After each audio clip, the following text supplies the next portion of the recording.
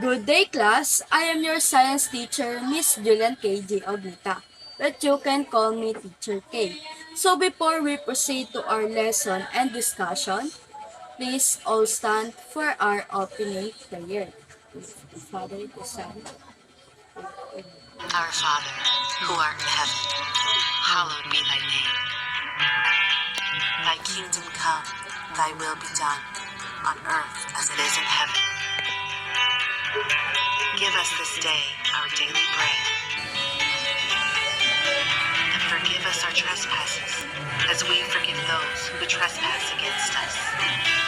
And lead us not into temptation, but deliver us from evil. Amen. Please pick the piece of trash under your chair and arrange your chair and table properly. Okay, sit down class and I will check the attendance.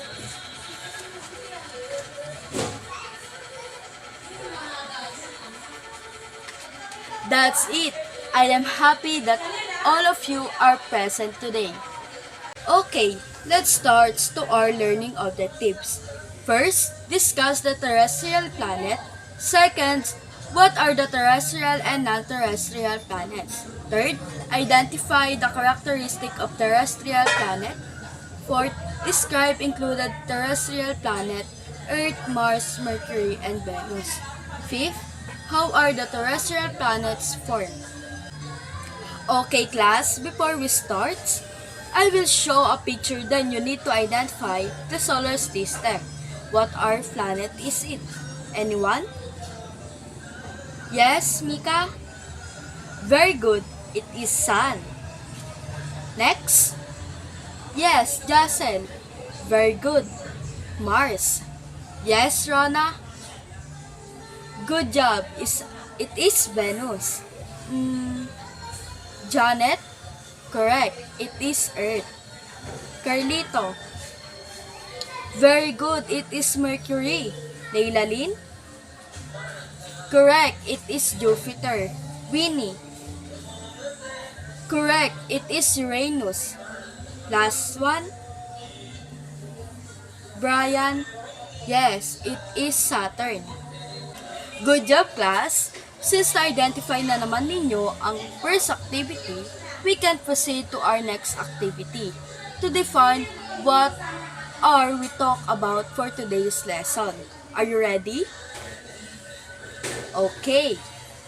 Now, I will show a word puzzle. Then you need to find the planet that you will see. Okay, anyone? Yes, Jasmine? Very good, that's Mercury. Maisie? Correct, that's Mars. Erica? Very good, that's Venus.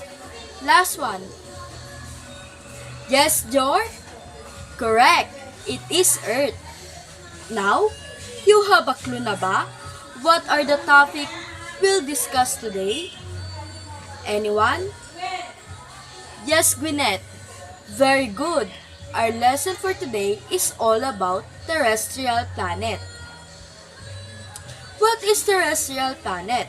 In our solar system, Earth, Mars, Mercury, and Venus are terrestrial or rocky planets.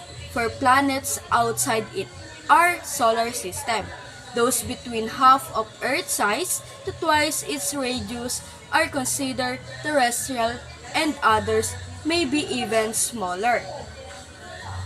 What is non-terrestrial planets? Not all planets are terrestrial. In our solar system, Jupiter, Saturn, Uranus, and Neptune are gas giants, also known as Jovian planets. It's unclear what the dividing line is between a rocky planet and terrestrial planet. Some super Earths may have a liquid surface, for example. Now, do you understand what is the difference of terrestrial and non-terrestrial planets?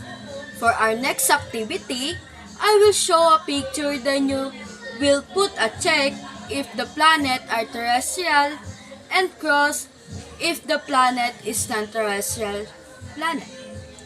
Are you ready, class? Okay. First picture, it is terrestrial planets or non-terrestrial planets. Very good. That is terrestrial.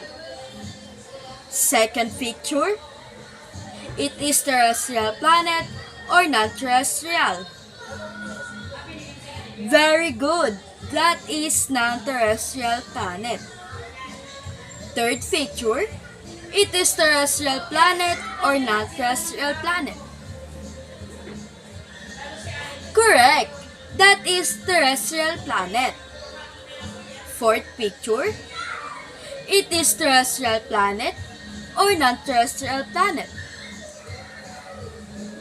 That is non-terrestrial planet. Fifth picture, it is terrestrial planet or non-terrestrial planet. Good job! That is terrestrial planet. For our next activity, please watch the video lesson then answer the following question if the sentence are true or false. Terrestrial planets. The terrestrial planets include the four inner planets: Mercury, Venus, Earth, and Mars. They are called terrestrial planets because they are rocky and solid. In other words, they are Earth-like. These planets are composed of a core composed mostly of iron and a silicate mantle.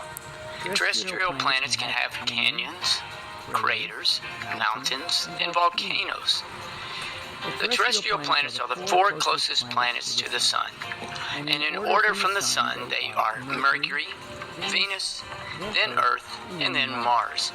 Mercury is 0.4 AU units from the Sun, followed by Venus at 0.7 AU, Earth at 1, and Mars at 1.5 AU.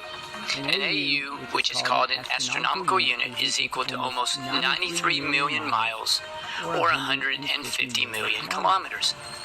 If you had a scale drawing of the planets on a football field, then Mercury would be at the 1.6 yard line, Venus would be at the 2.4, Earth on the 4 yard line, Mars at the 6, and then Jupiter is found all the way at the 21 yard line, Saturn at the 38 yard line, Uranus at 76 yard line, and Neptune would be almost 120 yards away. In between Mars and Jupiter, you would find an asteroid belt. Mercury is the smallest terrestrial planet, and Earth is the largest. However, Venus and Earth are very similar in size. Let's talk about moons. Mercury or Venus do not have any moons. Planet Earth has one, and Mars has 2 moons. None of the terrestrial planets have rings. Venus, Earth, and Mars have atmospheres, and Mercury essentially does not have any atmosphere. Mars has a thin atmosphere made up mostly of carbon dioxide, argon, and nitrogen, and maybe a tiny bit of oxygen. Venus has a very thick atmosphere composed mainly of carbon dioxide, which causes it to trap in heat, and this results in Venus being the hottest planet of all the planets. The atmosphere of Earth allows us to breathe easy. It only takes Mercury 88 days to revolve around the Sun, and Mars takes 687 days to go around the Sun. Venus rotates the slowest on its axis of all the terrestrial planets, and actually spins in the opposite direction of all the other inner planets. It takes both the Earth and Mars about 24 hours to rotate on its axis. If you'd like to know more about the Okay. Number 1. Terrestrial planets are the 4 innermost planets in the solar system. It is a true or false?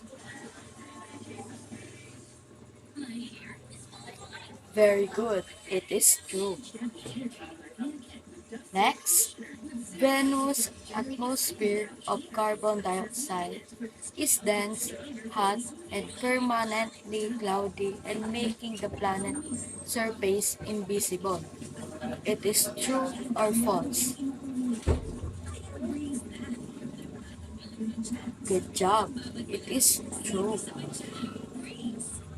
Next, Earth's moon orbit the planet once every 28.4 days at an average distance of about 384,500 kilometers. It is a true or false? Correct. It is false. Next, Mars' atmosphere, also carbon dioxide, is much thinner than Earth's. It is true or false? Good job. It is true. The last, number 5, among the terrestrial planets, Earth has substantial planetary magnetic field. It is true or false? Correct. It is true. And now, I will continue the discussion about terrestrial planets and the characteristic of each planet. Terrestrial planets are made of rocks or metals with a hard surface. Terrestrial planets also have a liquid, heavy metal core, at least one moon, and topological features such as valley, volcanoes, and craters. The characteristic of planets for terrestrial planets. Earth is rounded into an ellipsoid with a circumference of about 40,000 kilometers. Mars is one of the easiest planets to spot in the night sky. It looks like a bright red point of light. Mercury, the smallest planet in our solar system and the nearest to the Sun. Mercury is only slightly larger than Earth's moons. Venus is a cloud-squadded planet named for a love goddess and often called Earth's twin. Do you understand, class? Very good. Now, let's proceed for our last activity to assess if you totally understand our discussion for today's lesson. Please get one first sheet of paper for our quiz. I will give you 5 minutes to answer.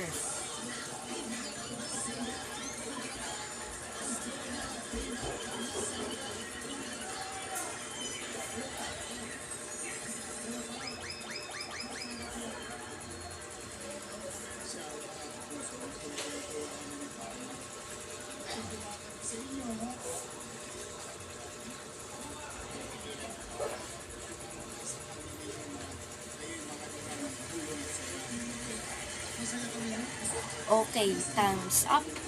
Pass your paper now.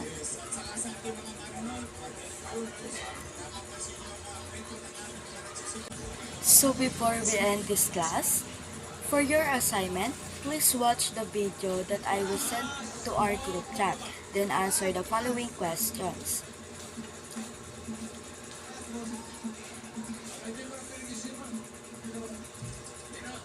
So that's it for today. Goodbye, class. Always remember tomorrow is another day with your smile on your face.